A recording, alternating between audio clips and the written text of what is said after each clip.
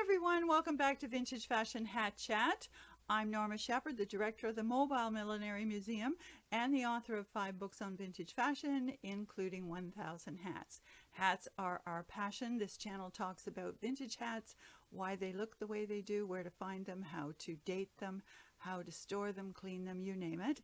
And today I'm looking at a vintage hat haul of 1930s pieces. Now, if you've been following along with Hat Chat, you may have seen some of my other videos of hats from the 1930s where we have looked at old movies and found some pieces in the museum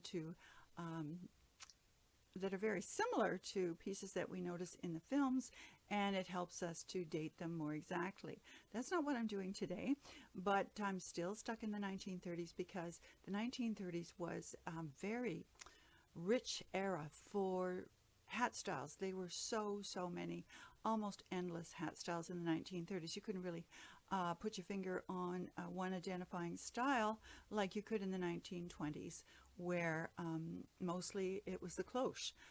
There were evening cloches, dance cloches. There were fascinators as well. But then there were winter and summer felt straw cloche. It was just simply basically one style that prevailed. 1930s, of course, on the heels of the stock market crash in 1929. The 1930s are not as exuberant. It's not as affluent an age. And a lot of stuff is going on. The millinery industry is floundering a little bit because women have changed their hair. They have started wearing the bob, also getting the Marcel wave. And those styles, a lot of the younger women thought didn't necessarily need a hat.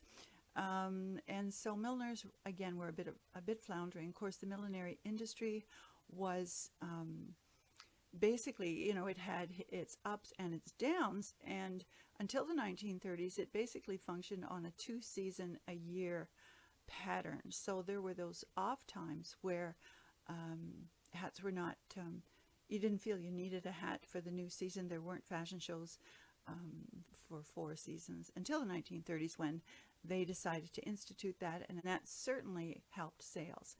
Of course, we're also looking at the Depression era in the 1930s. Fabrics, of course, now are a little less expensive. You're not, and with the Depression, psychologically, the milliners are not making fancy, flowerful hats. The hats always reflect the mood and the social context of an era. So what we're looking at today is a vintage hat haul from 1930s hats, and there are quite a great variety of styles. But that's, in one way, one of the ways you can identify hats from the 30s. And some of these styles kind of morphed into 40s with some variation. The war years certainly affected how hats began to look, and I will certainly do some videos on hats from the 40s as well, particularly during the war. But today we're focusing on the 30s, and I'm going to get started. Now, this is a lovely brown straw. The trimming on this is some pale green folded over grosgrain ribbon and simply trimmed into a bow. So it suited the fashion silhouette of the era because women were dressing more sedately. The silhouette was sort of suit style, very fitted, longer, narrow skirts. And so this type of a topper, particularly with this brim, which, by the way, is also very basic. This is just wide grosgrain tacked to the top of this that forms a bit of a rim. So you may think, I'm going to show you the inside first. This is another typical pattern of the 1930s. You may find an inner or a partial inner crown. So this, in keeping with that 30s aesthetic of the hats, sitting on the back of the head, the rounded part of your skull. This enables it to sit there. So once it's on, it's almost a modification of a halo hat. But look how dramatic this is. This, it really extends quite far. And if you were seated at an event like a wedding or a garden party, that's when people can see the crown and the little bit of decoration that there is. Now, when you find an old hat, give it a good look. I mean, there's a lot of things that these hats can tell us.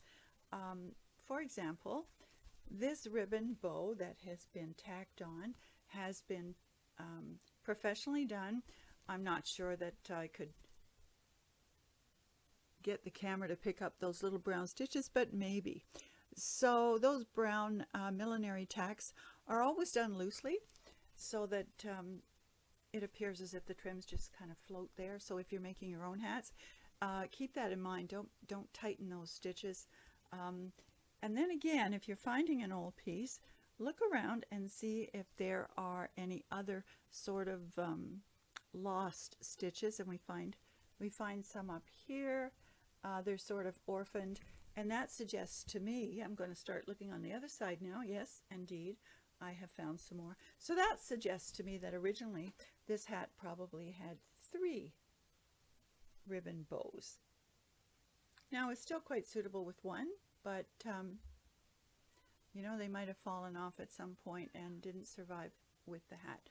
So there is one style from the 1930s, and that is a straw that would have been, you know, would have come in a bale and was sewn in circles.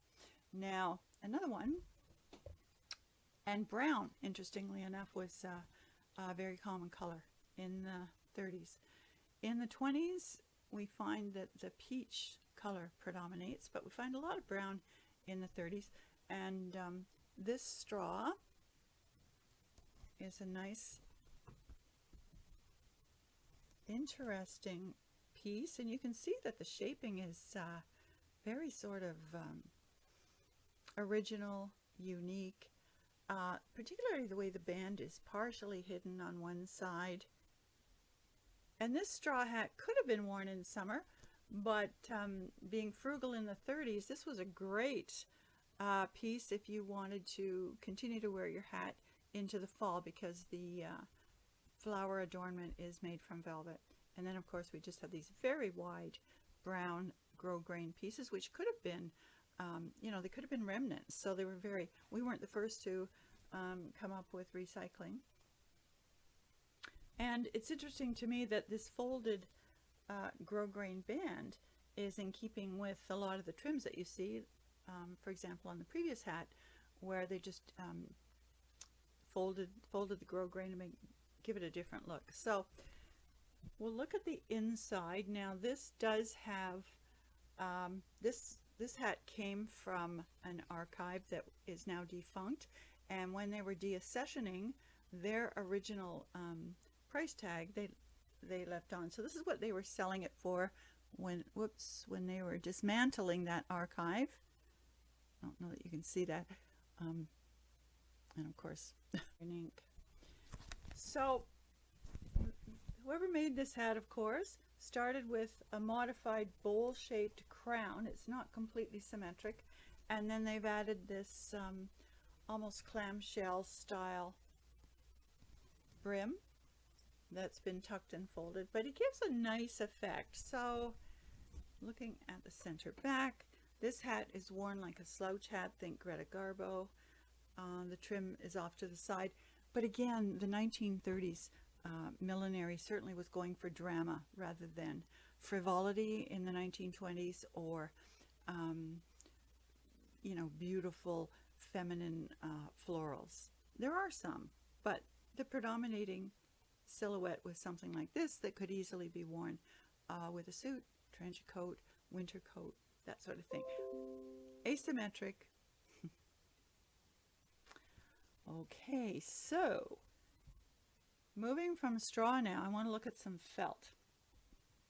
And there are 3 types of fur that can be used for felting in hats. Probably there's more, but predominantly you're looking at the highest quality is beaver felt. The next highest quality is rabbit felt, and then you have your inexpensive wool felt. So we do find a lot of inexpensive wool felt hats from the 1930s. They were being frugal, and this is rather an iconic sort of film noir style hat from the 30s. It's wool felt, as you can see. That would have been inexpensive, easy enough to block.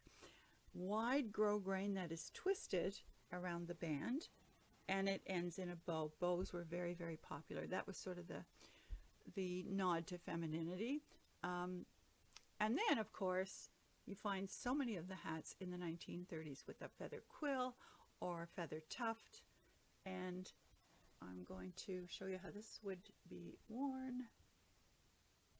Center back. Okay, so this just kind of perches, and you have the feather, bit of asymmetry, but pretty typical of the 1930s. Now, another wool felt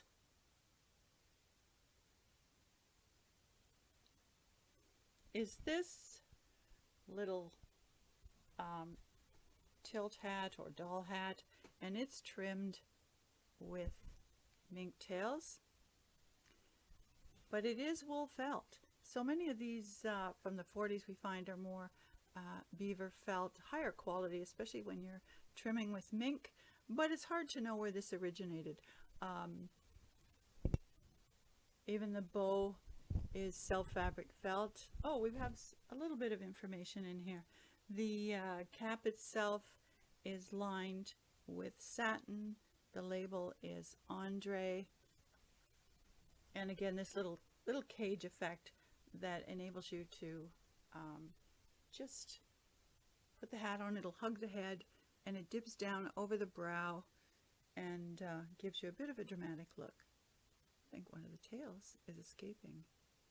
Yeah, so Andre company, Canadian company, long-standing, based in Montreal. You can still find a lot of Andre hats if you're thrifting in Canada. And yeah, I did a video, I will link it in the description box, that I did a video on who I consider the great Canadian milliners, most of them unsung, not like the ones we're so familiar with from the American magazines, the American designers, and I will do some videos on them as well. But I'll link to the Canadian ones. I have a nice segment in there on the Andre hats. Now here is another beauty, and I'm including this because look at the ribbon effect. This gorgeous multicolored striped ribbon. And again, this is not, it almost has a masculine effect.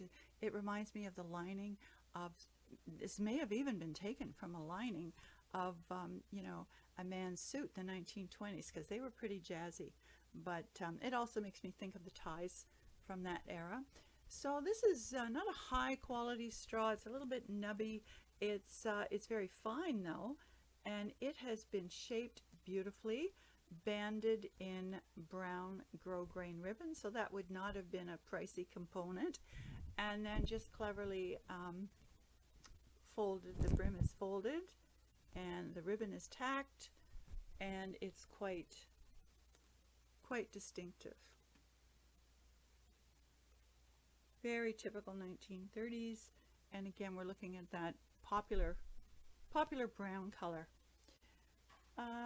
Let's see, do I have one more? Oh yeah, so I've talked before about cap styles.